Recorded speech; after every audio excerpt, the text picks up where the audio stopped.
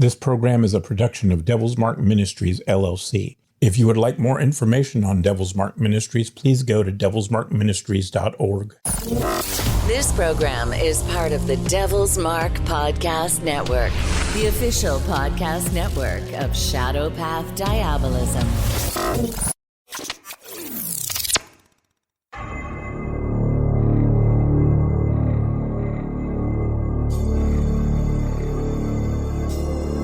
Nero and the Pig, with R.J. Womack and a pig.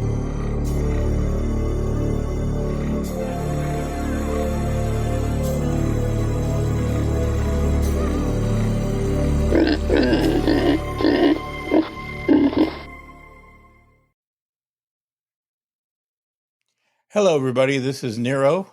And this is the Pig, and this is Nero and the Pig. How you doing today, Pig? Not too bad. Not too bad. How about you? I'm doing good. Everything's going well. We're making progress on all our projects, as you know, because you work with the ministry as a volunteer, so you know what we're working on. Yep, I do indeed.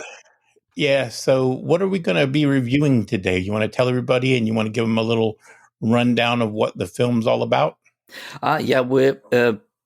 We are reviewing a movie called The Ritual, which came out in 2017, and it's directed by David Bruckner. And it stars Rafe Spall, Asha Ali, Robert James Collier, Sam Troughton, and Paul Reed. And you want to read the synopsis of what it's about? Sure. The synopsis, which is online, goes: reuniting after the tragic death of their friend, four college pals set out to hike through the Scandinavian wilderness. A wrong turn leads them into the mysterious forests of Norse legend, where an ancient evil exists and stalks them at every turn. I'm just laughing because Pickles is already started up. We've got our own monster of Norse legend in the background here. Yeah. So yeah. Yeah, we're just gonna have to wing it and just deal with whatever we do today. He's part of the scenery. Yeah. So yeah. Yeah. So we're going to add a little new feature in this week. We're going to add I'm going to actually play the trailer audio, or the audio from the trailer, so that y'all can get a feel for the film. So let me go ahead and do that now, and we'll be doing this from now on with all the other films that we're going to review. He's a good man, the best of us. Should never have happened, but it did. And all I can do is remember it. We go southwest, through here. We cut the journey in half. Wallop. Through the forest. Little off-trail hiking. Could be exciting. Might even do us some good.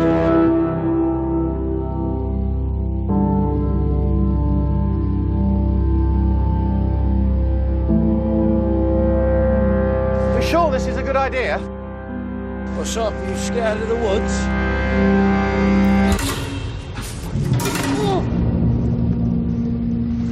What could do that, though? Bear? Do bears do that? I don't know, Dominic. I'm not a fucking bear expert. Now, is it me? Or is it really quiet in here? Where the hell are we, Hutch? What is that?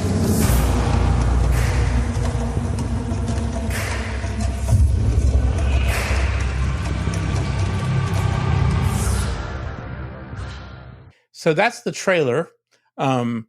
So you want to give your initial thoughts, Pig? Well, it's a film that I definitely liked. It's a sort of a different spin on the, lost in the woods, supernatural happenings type of, narrative. I thought it was well done. I thought it was a good film. It has a few little faults to it that I thought, particularly towards the end, but we can go into that later. But I thought it was a good film. It was well made, it was well acted, good characterizations, and the effects and the actual monster was really impressive, I thought. Yeah. What did you think? Well, I think the monster was the best part of the film, actually. Yeah. I think I liked it. in some ways, but I didn't like it in a lot of ways because I feel like they could have done so much more with the story, but they didn't. I Yeah. mean, it was just so underdeveloped. I felt like this was a festival film that somebody Yes. wrote, like almost like a short film that they expanded a little bit. And I Yes. also felt like it was under budget. I felt like maybe all the money they had for this film was put into the creature, because if you look at the actual setting, it was basically a fucking log cabin, or basically a little wooden shed in two different places, and it looked like it was made by somebody that maybe was their college mate or something. Yeah, definitely. It did definitely look low budget. I think there was a nice bit of work put into the characterizations. The characters were very well developed. I thought that's what I liked about it. Um, that is something that I really like. The way that the four friends, you could see them. You started to see the kind of interrelationships between them. Very soon, you saw who was like the natural leader, who was the neurotic one, who was, the more troubled one, etc. I quite like the way they did that. So they actually brought out some sort of like interpersonal depth in it. Yeah, but it was at the expense of the story going forward and actually becoming more interesting. If you see what I mean, Yeah, I mean, I think the characters were well developed, and I think it gave an accurate feel of what it's like to be on a guy's outing. You know what I mean? Yeah, I think that came across very well, very naturally. yeah, That's what guys do, and that's how they talk, and that's how they argue too when they get into stuff. I mean, they act that way with each other. So I thought that was very good acting, and I thought, like you said, the characters were developed well. It's just the film could have done so much more. I mean, like, for example, with the using the runes and stuff the way they did. By the way, if you haven't seen this film, again, like always, we need to do the spoiler alert thing, and we should have said that at the beginning. yeah, But honestly, I think they just kind of used the runes, but they didn't really make it seem like it was that connected. I mean, apparently it was supposed to be a child or descendant of Loki. That was what the creature was supposed to be, yeah, apparently. yeah, And like I said, it was a pretty cool creature. But what I kept thinking the whole time I was watching this is, it's like the Blair Witch Project meets Bigfoot meets Alien. That's what yeah, I kept thinking. I mean, because it's got the trees moving, like in the 70s version of Bigfoot. I mean, sorry, of King Kong. Sorry, I said Bigfoot. King Kong. In the 70s version of King Kong, when you first initially see King Kong, or when you're aware of him, you see the trees moving and you don't see him right away in the 70s version. And then you have the kind of alien-like creature, and then you have the Blair Witch Project kind of in the woods thing, which is a theme that's been coming out in a lot of horror movies. As I was looking at this film and looking at other films to review for the future episodes, I noticed that this getting lost in the woods kind of Blair Witch Project sort of theme is very popular right now again. And almost every horror film I saw at least 5 films that start out with friends being lost in the woods. And it's some variation of friends lost in the woods come across some kind of ritual or some kind of satanic or occult gathering or something. And it's like, what in the world's going on with this thing with the getting lost in the woods, stumbling across rituals? yeah. I know, I know. So It- yeah, but I thought that was probably the thing that struck me most about it. It's like seemed to be a combination of 3 different films thrown into one, yeah, you yeah, know? yep, yep. And Uh, then whenever it got to the ritual, it didn't really give you a lot of depth to it.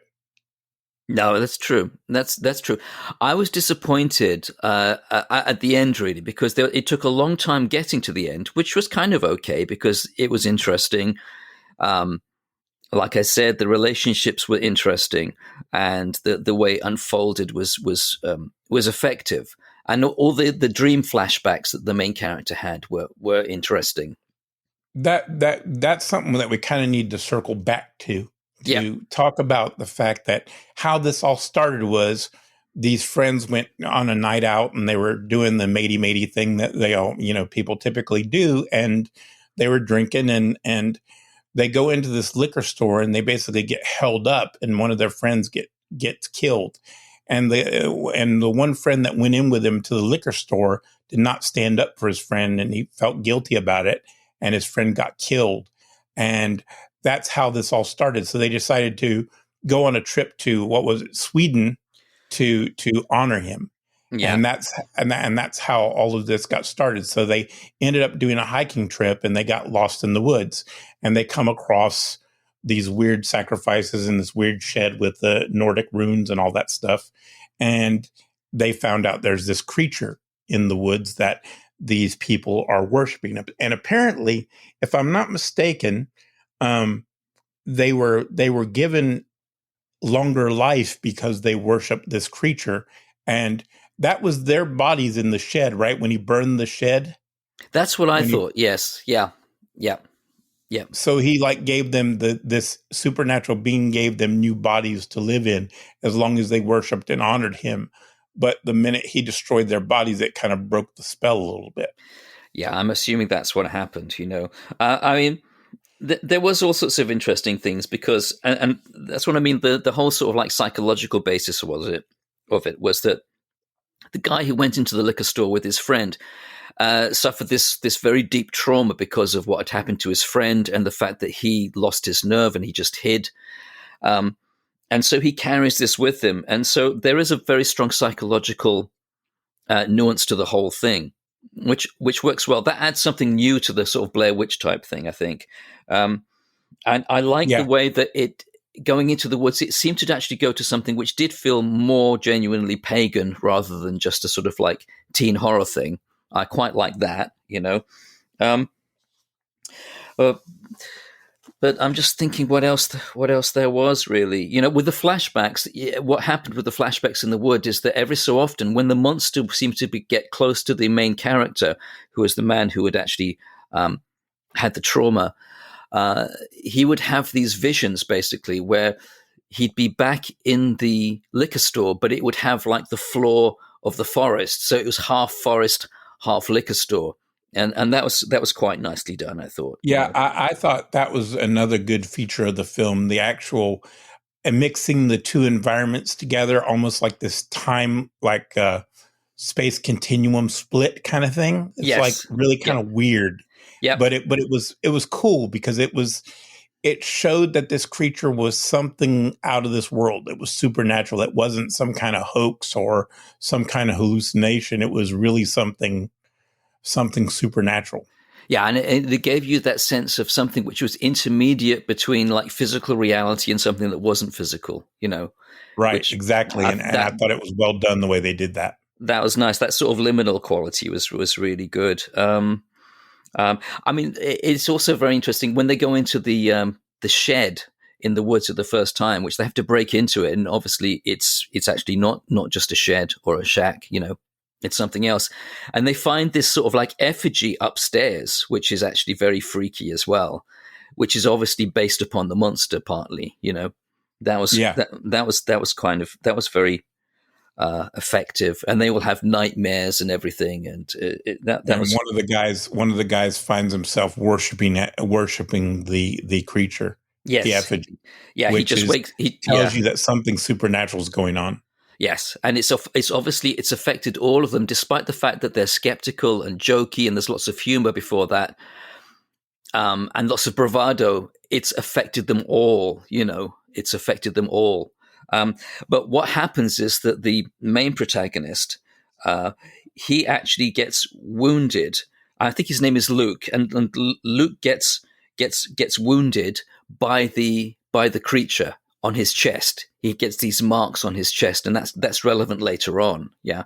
But he actually is physically wounded by this thing. So that's kind of interesting. The other thing I thought was interesting, there was one guy in there he was called Dom, and he was like the really whiny one who injures his Yeah, I was going to foot. say that. He's like every friend you have that you hate to take anywhere, because everybody's had a friend like that Yeah, that yeah. bitches about everything. Yeah, yeah, I know. But the funny thing is, and he's always the center of everything, and complaining, and knows better than other people, but is sort of like a real backseat driver. But the funny thing is, he pushes everything forward at each stage. Like he injures his foot, that means they have to go off through the forest to try and cut their journey short. Yeah, and then Right. another time, immediately after they've been in the shack and they've had that terrible night there. He just decides, look, there's a path over here. I'm going to go down that path, and he just goes off, and they have to follow him basically, even though it's not where they had planned to go. So he takes them. He's the one that seems to keep on pushing it further and further into this disaster somehow, which is just funny. That seems to be his role almost. Yeah. I mean, and it's like, I mean, we all have, like I said, we have friends like that. So, I mean, we can all relate to that. I know he was probably the most relatable character because I know I've had friends like that. And I know you always have one friend that's like, no matter what's happening, they always find the negative side of everything. Yeah. And you hate to take them anywhere because they're going to bitch the whole time. And that everybody has that one friend. They're like, do we really have to take so-and-so? Yeah. You know what I mean? Yeah, and it's kind of like the person who's always criticizing, but they never take responsibility, if you know what I mean, to actually sort it out. It's always just complaining. Yeah, no, we wouldn't know anything about that kind of person that would complain about everything and not do anything, would we? Oh, no. We never know any of those sorts of people. No. No, not at all. Not at all. But anyway, like I said, I mean, there's a lot of things that I didn't like about the film, but I think the way the friends interacted, I think they were true to the idea that this is a men's trip. This is and the vibrato you're talking about, the fact that they're all trying to play it off as oh, this isn't a big deal. Oh, I don't believe in any of this crap, or you're just trying to scare me, and everybody's trying to be brave. Why don't you go sleep up there? And that's typically what men do. Instead of deal with the fear, they try to play it off and like, I'm tough. It doesn't bother me. And I think that was the most likable quality about the film, is that you got a sense of that friendship and that bond. And that's what I did like about it the most. And I did actually like the creature. I thought it was a unique take on a creature. I thought it was interesting. And I think that's where most of the money for the film went. That's where the budget went, is in the CG for the creature. Yeah.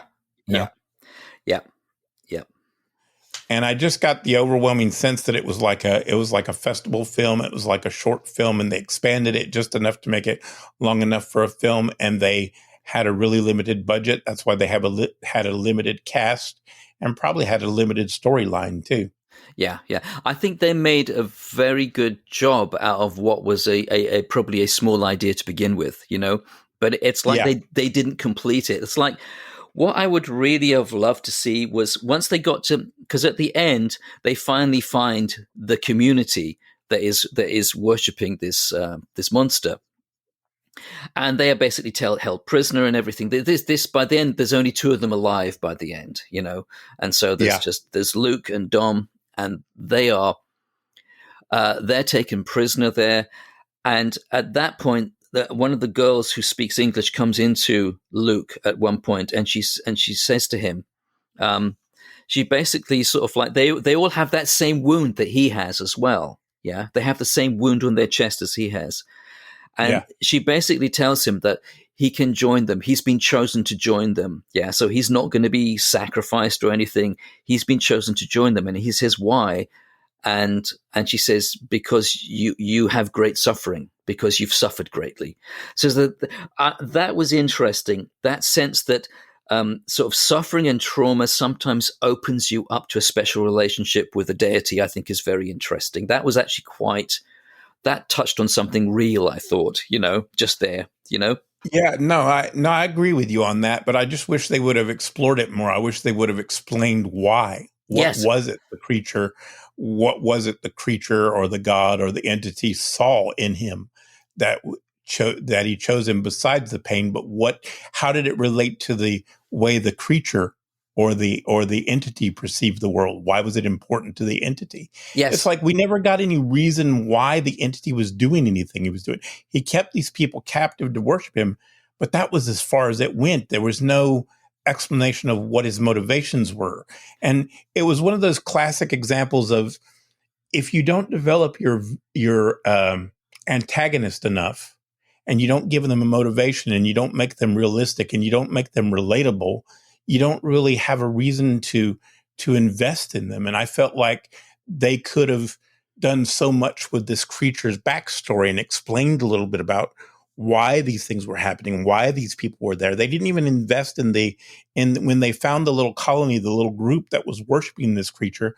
They didn't even tell you anything about the people, how they got there, why they got there, exactly. what happened to them. Exactly. And I wanted to know more about their life. What was their life like? What was their experience like? What did it mean for them having this extended life and having gone through these traumas and then having this relationship? It was as if these were just ordinary people who just happened to be living indefinitely in exchange for basically giving sacrifices to this creature. Yeah.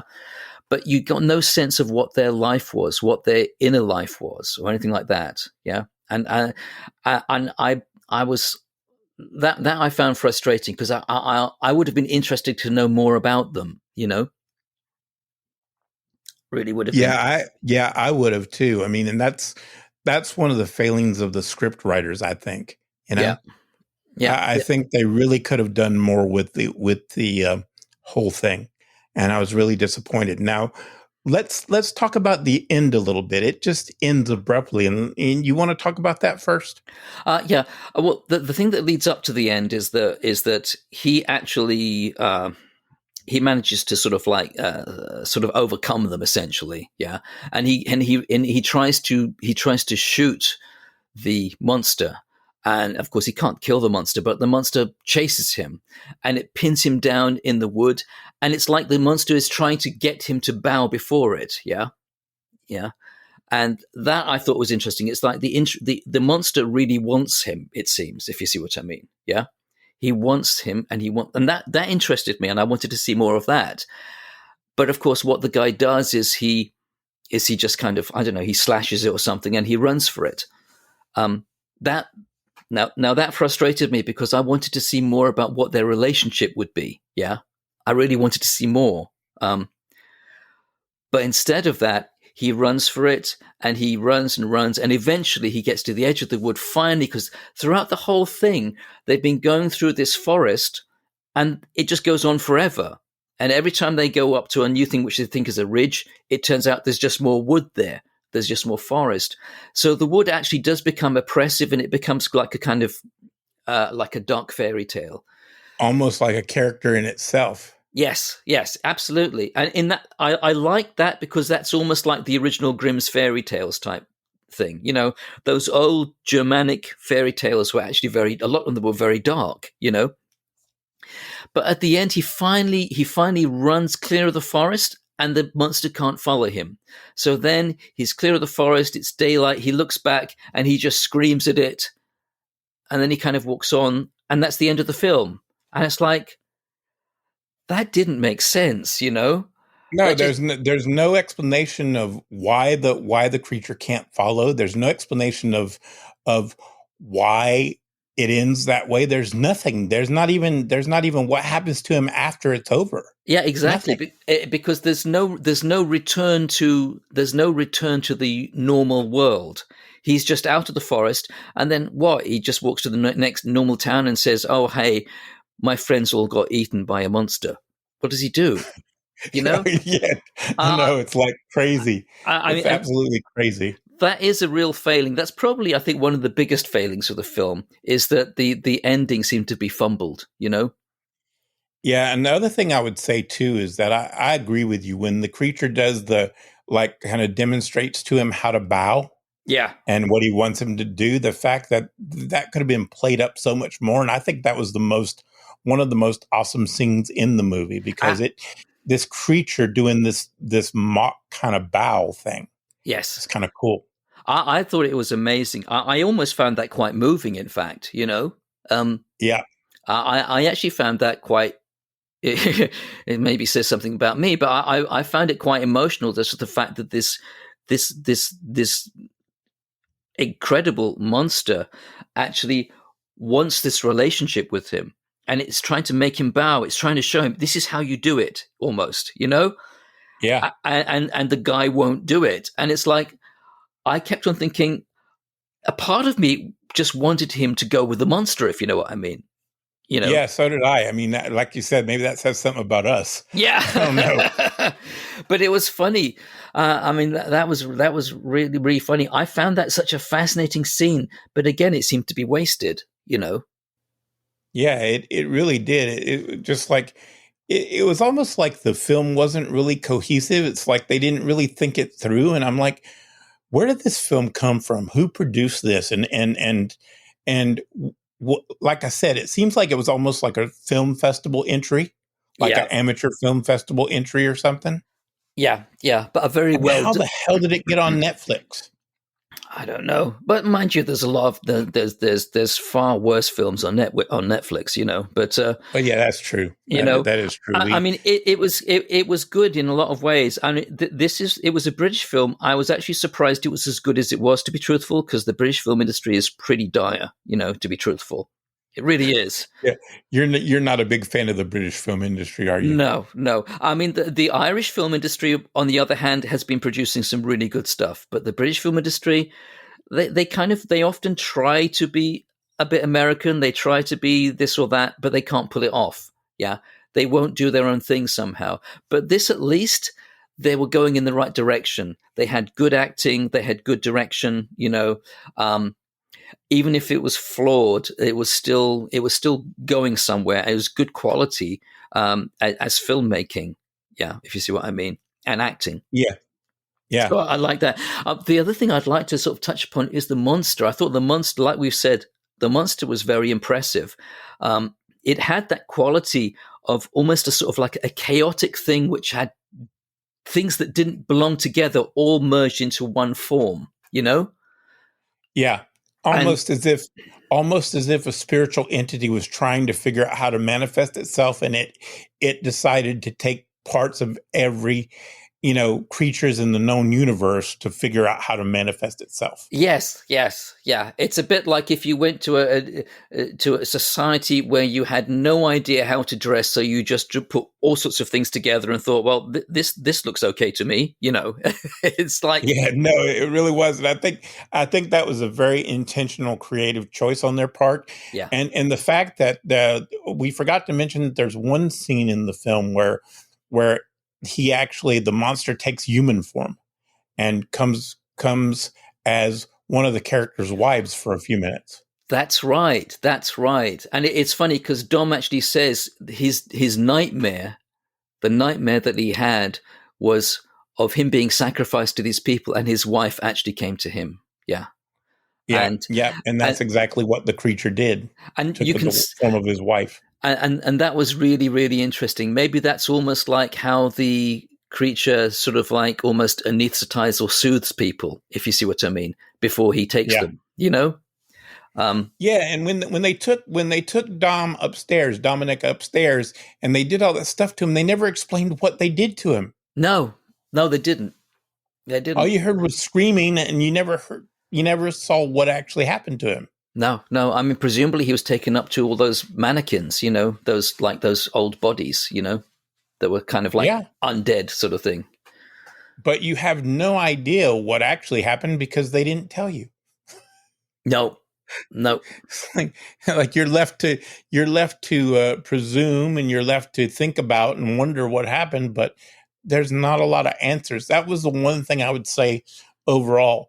The film left you wanting more and didn't really satisfy you because it really didn't give you the answers that you were expecting.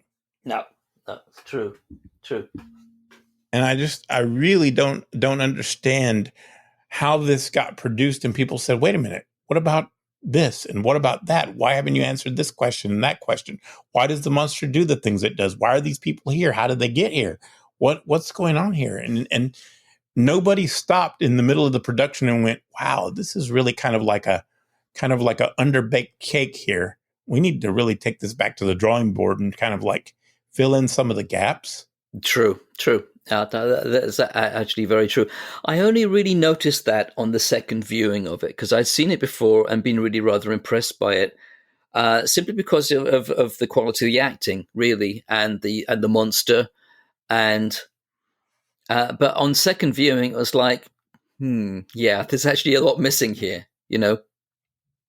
Yeah, really is. So are you ready to give your final thoughts and give it your review? I mean your rating? My final thoughts are it's a good but incomplete film. Yeah, it would be a very impressive, like you said, a very impressive festival film or something like that. But as a movie, I think it missed quite a few of its chances, and it missed some of its developing some of its most interesting points. I think I'd probably give it 3 hooves, something like that. Maybe 3 hooves. Yeah, I think it was a great story idea that could have been developed so much more and could have been so much more entertaining and so much more interesting, because it had the potential, especially with the creature supposedly being a descendant of Loki, Yeah. The Norse god, and it could have been developed in so many ways, and it just wasn't, and it was really sad. I think I'm going to give it 2 hooves. Okay, Because I was really disappointed. Yeah. So should we say 2.5 hooves? Yeah, I'd say so.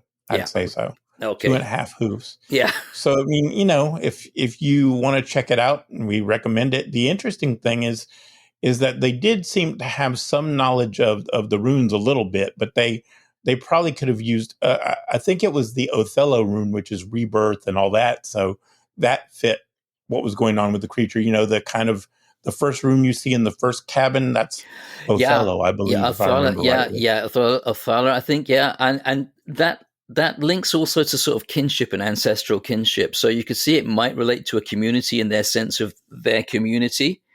I wasn't sure how the Elhaz rune fitted in there. No, I was sitting there looking at that going, okay, connection to the divine, connection to Odin, connection to the spirit realm. I could see it sort of, but it would have been more appropriate to use Gabo. But I guess they wouldn't have used Gabo because it would have looked like a St. Andrew's cross and would have probably made people think of BDSM. Yeah. Yeah. I mean, the only thing I could think of, like Elhaz is like also it's bringing up power from the underworld as well, I suppose. And the other thing is, one of the meanings of Elhaz is elk, and that could have linked to the form of the creature, which looked a bit like an elk, Yeah, that's true, and that is possible. That is very possible. Yeah. And I was just thinking, but like, well, like Gabo, I mean, it's about sacrifice. It's about reciprocal offering and blood and life force and all that. So it would have been appropriate. But like I said, I think if you would have just put a big X up there, people would have thought they wouldn't have seen the symbolism in it. So I think they probably opted for Elhaz because at least it was very specific and it's a very well-known rune. No, that's true. Otherwise, people would look like they were just writing kisses on the trees. It's like, yeah. So 2.5 hooves, and I think that pretty much concludes the review here. But I mean, if you don't have anything to do and you really just want to watch something and not have to put a lot of thought into it, and you like kind of like a matey kind of guys trip kind of film, and you kind of want to see a interesting, unique creature, I think this would be worth watching. I mean, I'm not against the film. I just didn't think it was I think it was just a lack of explanation and exposition on the part of the writers that made this film get 2.5 hooves. I thought the film, the acting, the production was decent. It was just the writing wasn't really well done as far as, the explanation. I mean, the dialogue and everything was good, but it was just the explanation and that kind of thing was lacking. Yeah, I agree. Good acting, nice film work, nice scenery, and some good ideas which weren't quite carried through, I think, Yep. Well, that's about it for this episode, people, and hope to see you next time. Take care, everybody. and see you soon. Bye.